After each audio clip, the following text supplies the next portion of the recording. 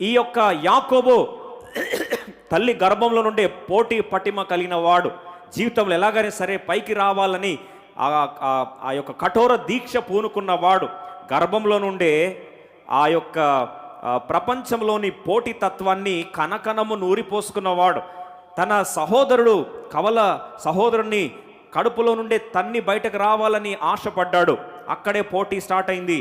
అయితే అక్కడ విఫలమయ్యాడని తెలుసుకున్న ఈ బిడ్డ తను ఎదుగుతున్న సందర్భంలో ఎలాగైనా సరే జీవితంలో పైకి రావాలని ఆశపడి చివరికి జ్యేష్ఠత్వపు హక్కును కొనేసుకున్నాడు.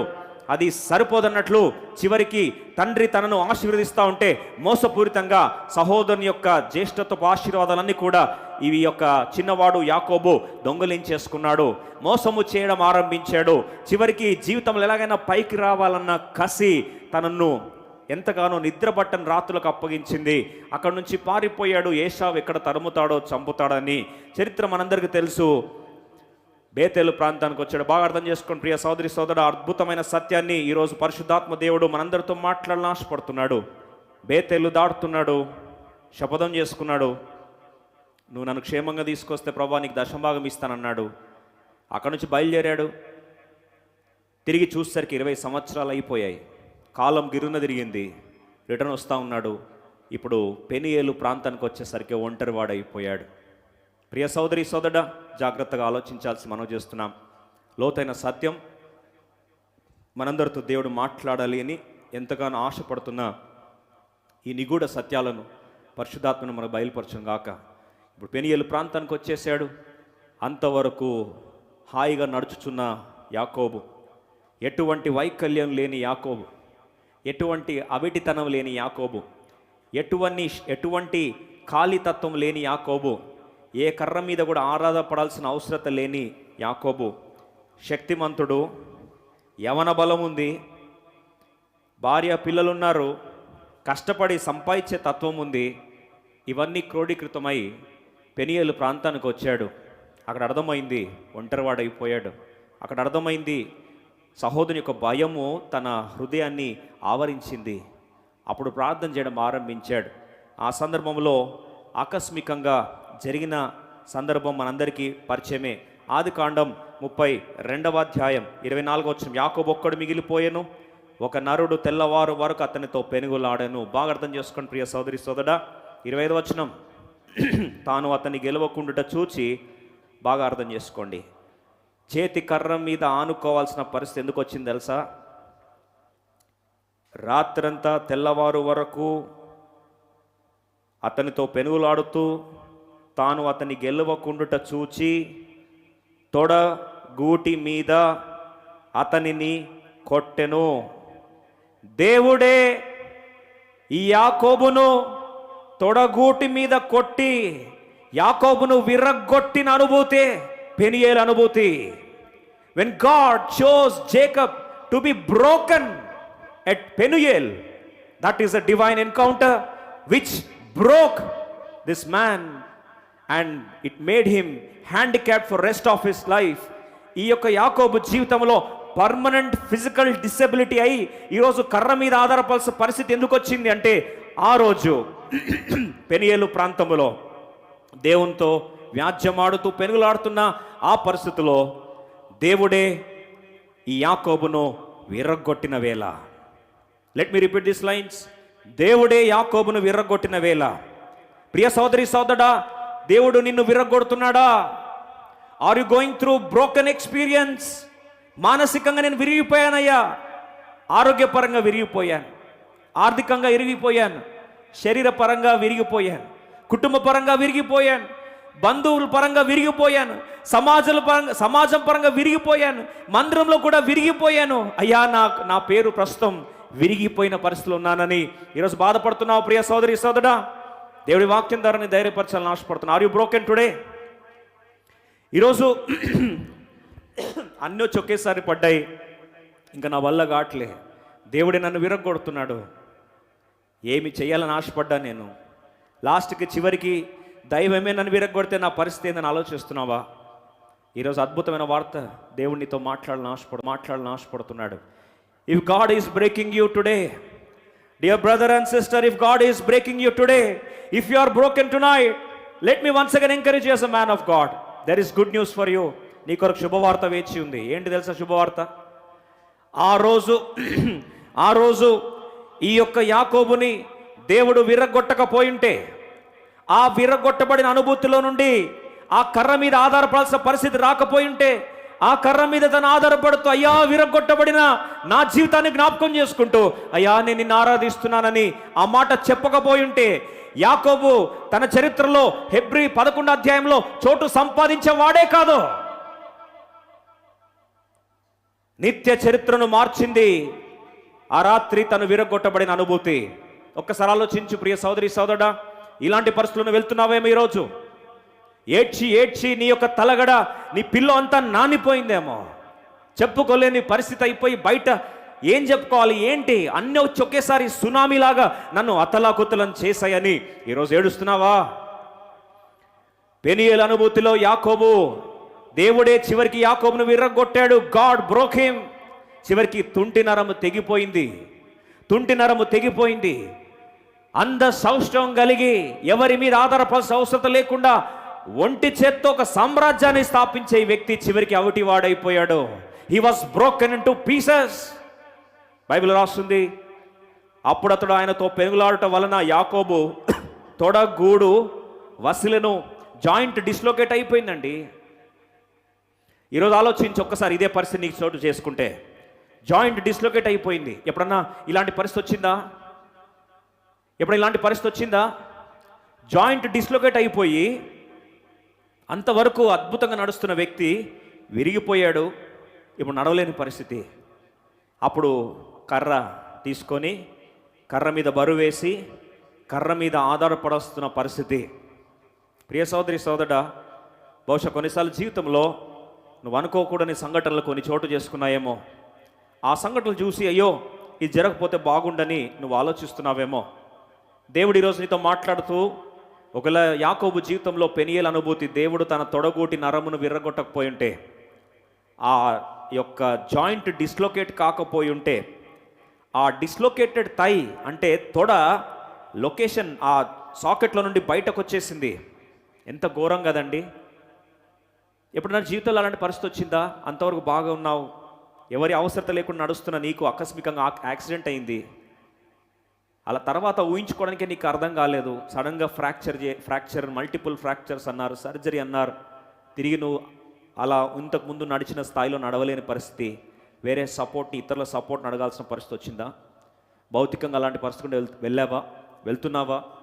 ఆధ్యాత్మిక కొన్నిసార్లు అలాంటి పరిస్థితి అవుతుందా? కొన్నిసార్లు మానసికంగా విరిగిపోయావా? ఆయన మానసికంగా కూడా విరిగిపోయాడు. ఎందుకంటే ఒంటరి వాడైపోయాడు. జగమంత కుటుంబం ఉంది ఆయనకి, కానీ ఇక్కడ ఏకాకి అయిపోయాడు. కోట్లాస్తుంది, కానీ హృదయంలో మొత్తం చెప్పుకోలేనంత భయం ఉంది. ఏసావు వచ్చి అన్నొచ్చి ఎక్కడ తరుముతాడో ఎక్కడ చంపేస్తాడన్న భయము గుప్పిట్లో వణికిపోతున్న ఆ యాకోబు మానసికంగా విరిగిపోయాడు. భౌతికంగా కూడా విరగొట్టేశాడు దేవుడు. ఆధ్యాత్మికంగా కూడా ఖాళీ అయిపోయాడు. ఈ వ్యక్తి ఆధ్యాత్మికంగా, మానసికంగా, భౌతికంగా విరగొట్టబడ్డాడు. ప్రియ సోదరి ఈరోజు అలాంటి పరిస్థితిలో నీవు ఉన్నట్లయితే, దిక్కుతోచని స్థితిలో ఉన్నానయ్యా, నేను అన్ని కష్టాలు వచ్చి ఒకేసారి సునామీలాగా నా జీవితాన్ని అత్తదాకుతలం చేశాయి. ఎందుకు దేవుడు నన్ను విరగొడుతున్నాడంటే, విర్రగొట్టబడుటలోని అద్భుత ఆశీర్వాదాలు, 5 ఆశీర్వాదాలు దేవుడు నీతో మాట్లాడాలని ఈరోజు ఆశపడుతున్నాడు. అందుకొరకు ఈ వర్తమానం యొక్క శీర్షిక విర్రగొట్టబడుటలోని 5 ఆశీర్వాదం. The 5-fold blessings of being broken. దేవుడు నిన్ను విరగొట్టే పరిస్థితుల్లో వెళ్తున్నట్లయితే, దేవుడు నీకు 5 ఆశీర్వాదాన్ని జ్ఞాపకం చేస్తూ నువ్వు ధన్యుడవని మరొకసారి జ్ఞాపకం చేస్తున్నాడు. ఒక్కసారి కథ వెనుకలు తిరిగి చూస్తే, యాకోబు జీవితంలో ఆ రోజు పెనియేలు రాత్రి లేకపోతే, విరగొట్టబడిన రాత్రి లేకపోతే, తొడగూటి నరము వసలకపోతే, ఆ రోజు టోటల్ థై డిస్లోకేట్ కాకపోయి ఉంటే ఆయన కర్ర మీద ఆధారపడేవాడు కాదు. ఆ విరగొట్టబడిన అనుభూతిలో నుండి దేవుని ఆరాధించేవాడు కాడు. ఆ విరగొట్టబడిన అనుభూతిలో నుండి దేవుని ఆరాధించకపోయి ఉంటే, హెబ్రీ పత్రిక 11 అధ్యాయంలో 26వ వచనంలో ఖచ్చితంగా దేవుని దాసును నమ్ముతున్నాను ఈ వచనం ఉండేది కానే కాదు. అంటే చరిత్రలో వెనుకలు తిరిగి చూస్తే నిత్యత్వంలో అంత బ్రతికి కూడా ఆయన జీవితంలో అద్భుతమైన ఆనిముత్యపు సంఘటన మిస్ అయిపోయేది సుమా. ఎందుకు చెప్తున్నాను ఈ మాట అంటే, ఏదైతే నువ్వు ఇది జరగకపోతే బాగుండు అనుకుంటున్నావో, ఇదొక్కటి నాకు లేకపోయి ఉంటే అంతా జీవితం బాగుంది కదండి, ఎందుకు ఇలా జరిగింది అని నువ్వు ఏదైతే విరగొట్టబడిన అనుభూతి కూడా వెళ్తున్నావో, అదే లేకపోతే నిత్య మహిమలో నీకు చెప్పుకోదగ్గ అధ్యాయాలు ఉండేవే కాదు. యాకోబుని అడుగుతుంటాడు, నేను అవిటి వాడనై కర్ర పట్టుకొని దాని మీద ఆధారపడి దేవుని నేను ఆరాధించగలుగుతున్నా. ఓ ప్రియ లైఫ్ టెంపుల్ సంగమా, ఆన్లైన్లో వీక్షిస్తున్న ఈ ఫ్యామిలీ, మీరు కూడా దేవుడు విరగొడితే ఆరాధించగలరా? Can you worship God when you are broken? Is your mouth open today to worship the Lord when you are going through broken experience? ఈరోజు నీ ఆప్తమిత్రులు, ఆప్తులు, ప్రియులు ఆకస్మికంగా మరణించి నువ్వు ఒంటరివాడివైపోయి హృదయం ముక్క చెక్కలైపోయి విరిగిపోయిన పరిస్థితులు ఉన్నావా? నీ నోరు మూగపోయిందా? ఆరాధిస్తున్నావా? దేవుడు జ్ఞాపకం చేస్తున్నాడు. చూడండి, ఆలోచించండి ఆయన పరిస్థితి ఒక్కసారి చూస్తే. అంతవరకు నా జీవితంలో నేను అన్నీ సాధించగలను, చేయగలను అనుకున్న వ్యక్తి ఇప్పుడు చివరికి తన మీద తను ఆధారపడాల్సింది పక్కన పడేసి విరగొట్టబడిన పరిస్థితిలో కర్ర మీద, దేవుని మీద ఆధారపడుతున్నాడు అనుక్షణం. ఒకసారి ఆలోచిస్తే, దేవుడు కానీ విరగొట్టడానికి ఇష్టపడితే నీ జీవితాన్ని, నువ్వెంత ధన్యుడవో.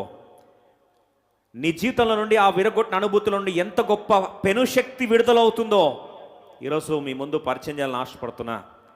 What a power it would be, what a power when child of God is broken in the hands of the almighty God.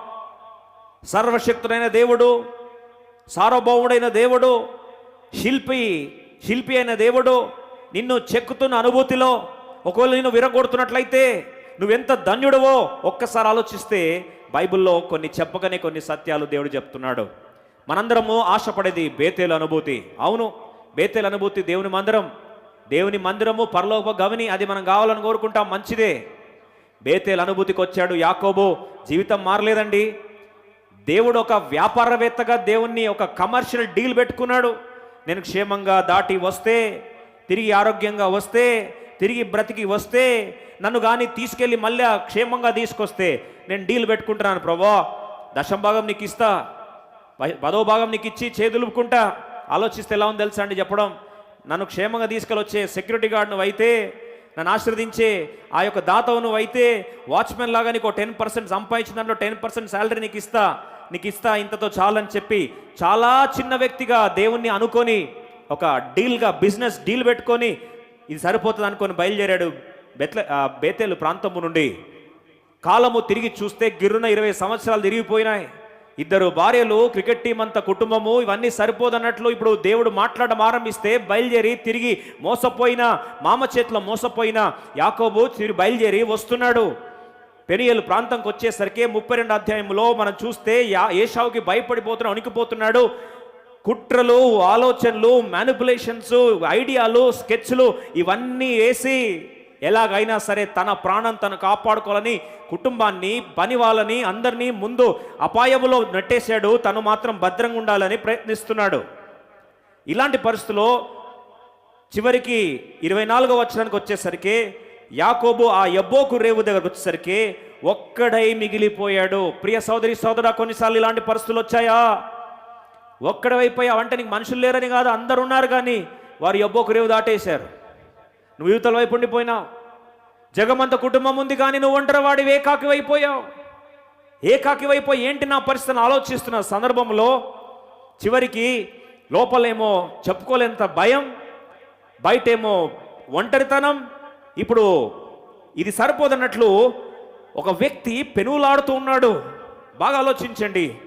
ఆ వ్యక్తితో పోట్లాడుతున్నాడు, ఫైట్ చేస్తున్నాడు. కొన్నిసార్లు నువ్వు కూడా ఫైట్ చేస్తావు దేవునితో. రాత్రంతా కాదు, నెలలు తరబడి ఫాస్టింగ్ ప్రేయర్లని, ప్రార్థన కూడికలని, ప్రార్థనలని అయ్యా అని పోరాడుతుంటావు దేవునితోని. అలాంటి పోరాడే అనుభూతిలో నువ్వు కొనసాగుతూ వచ్చావా? ఈ వ్యక్తి కూడా పోరాడి దేవుని మీద గెలిచే ప్రయత్నంలో ఆలోచించండి. ఎంత పోరాట పటిమ అంటే ప్రపంచ చరిత్రలో పోరాట పటిమలో యాకోబును మించినోడు లేడండి. పోరాడి చివరికి 25వ వచనం, తాను అతని గెలవకుండా చూచి తొడగోటి మీద అతని కొట్టను. అంటే దేవుడే గెలవలేకపోయాడు యాకోబు మీద. ఎంతటి రోషమున్న వ్యక్తి, ఎంతటి పెనుగులాడే పటిమ, ఆ పోరాట పటిమ ఉన్నదో ఒక్కసారి ఆలోచించండి. దేవుడే గెలవలేకపోయాడు. అప్పుడు అతడు ఆయనతో పెనుగులాడటం వలన యాకోబు తొడగూడు వస్లెను. ఈ పెనుగులాడుతున్న ప్రక్రియలో ఏసి, ఆ ప్రాసెస్లో ఏసి తొడగూటి మీద కొట్టేసరికి జాయింట్ డిస్లొకేట్ అయిపోయింది. Can you imagine a broken experience like this? God breaks you. Dear sister and dear brother, let me once again encourage you, God will break you. You know why? బేతేలు అనుభూతి 20 సంవత్సరాల క్రితం ఏదైతే చేయలేకపోయిందో, పెనియేలు అనుభూతిని జీవితాన్ని మారుస్తుంది. ఎందుకు తెలుసా? బైబిల్లో చూడండి, నిన్ను దేవుడు పెనియేలు అనుభూతికి అనుమతిస్తున్నంటే సూర్యోదయం అవుతుంది నీ జీవితంలో.